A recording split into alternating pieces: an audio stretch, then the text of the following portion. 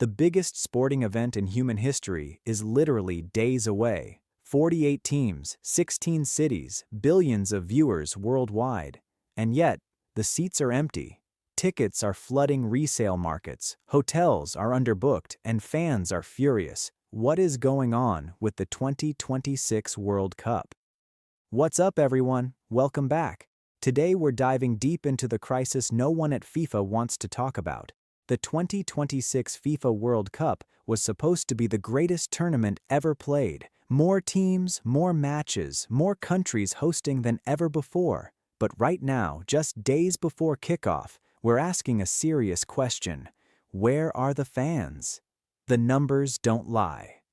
Let's start with the cold, hard facts. Just days before the 2026 FIFA World Cup begins, nearly 180,000 tickets have appeared on FIFA's official resale platform, while thousands more remain unsold on the governing body's primary ticketing website, Breezy Scroll. That is a staggering number, and it's not just resale. Organizers of the 2026 World Cup are battling weaker than expected demand and fears over undersold games, and surveys of host city hoteliers are revealing that booking rates have been trending below forecasts. Newsweek.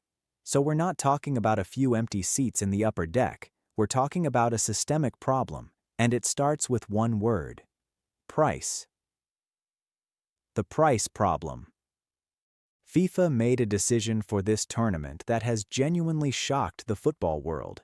They introduced dynamic pricing, the same model used by airlines and concert venues, where ticket costs go up and down based on demand. FIFA initially charged an extortionate amount of money, with some tickets costing up to 5 times more than they did at the 2022 World Cup in Qatar. The most expensive ticket at MetLife Stadium for the World Cup final costs nearly $32,970 for the front Category 1 tier.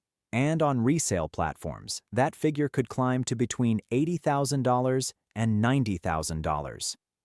Why news? Let that sink in. $80,000 for one ticket. And for the loyal fan who wants to follow their national team all the way? A supporter following their team from the first group match through to the final via the official supporter route would pay at least $6,900, almost 5 times the equivalent cost at the 2022 World Cup in Qatar. AOL. Football Supporters Europe, one of the biggest fan organizations in the world, called this a monumental betrayal.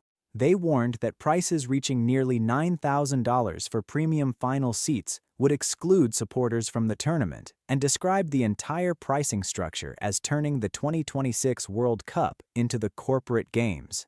Al Jazeera. This is a handful of people trying to make as much money as possible from the tournament, FSE Executive Director Ronan Avain said, and we believe this approach is putting the very nature of the tournament at risk. AOL strong words, and honestly, hard to disagree. FIFA under investigation. Here's where it gets even more serious. This isn't just angry fans on Twitter. This has gone legal.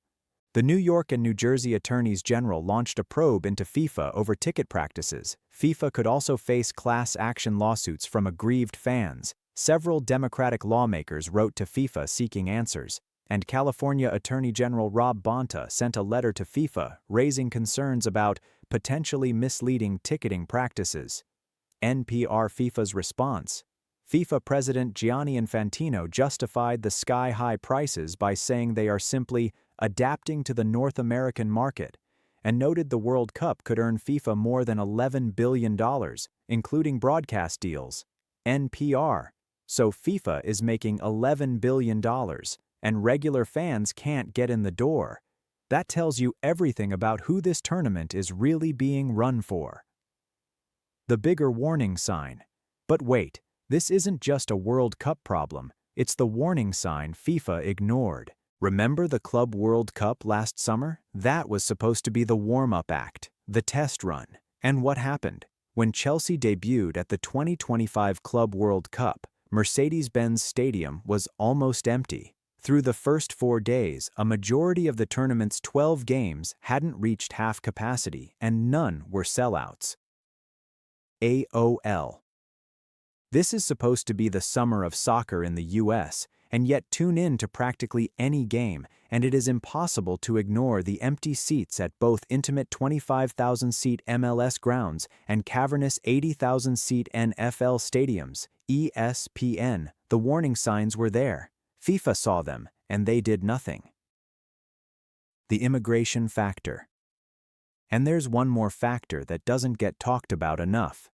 Fear. The Club World Cup was met with dampened enthusiasm as the Trump administration's immigration crackdown raised fears among fans, and 2026 organizers already warned that immigration concerns may affect one of the world's most watched sporting events.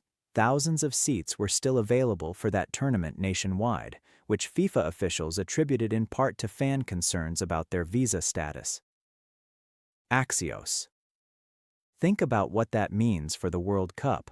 Millions of potential fans from Latin America, Africa, and Asia, the most passionate football nations on Earth, are now genuinely afraid to travel to the United States. That is a crisis FIFA has no control over and no answer for. Is the hype actually dead? Now, let's be fair here. Is the hype truly dead? Not entirely. FIFA maintains that sales are solid and demand is high enough to justify the prices, and empty seats at major World Cups are not a new problem. Previous tournaments in South Africa, Brazil, and Russia all faced similar issues with visible empty seats despite officially sold-out matches. Yahoo Sports. And let's be honest, when Mbappé scores, when Brazil take the field, when the drama of a penalty shootout hits in the knockout rounds, people will be watching. The TV numbers will still be enormous. But here's the real issue. As one expert put it, if the fans who create the atmosphere feel excluded, the product itself becomes less valuable in a broader sense. Darden Report. Empty stands kill the atmosphere, and atmosphere is half of what makes the World Cup magic. The 2026 World Cup should be a celebration, the biggest, most inclusive, most electric football event ever staged. And maybe it still can be. But right now, FIFA has a choice. Keep chasing the $11 billion and lose the soul of the game, or listen to the fans who built this sport from the ground up. Because a World Cup without its fans isn't a World Cup, it's just a very expensive TV show. Let me know what you think in the comments below. Are you going to the World Cup? Could you even afford it? Drop your thoughts down there.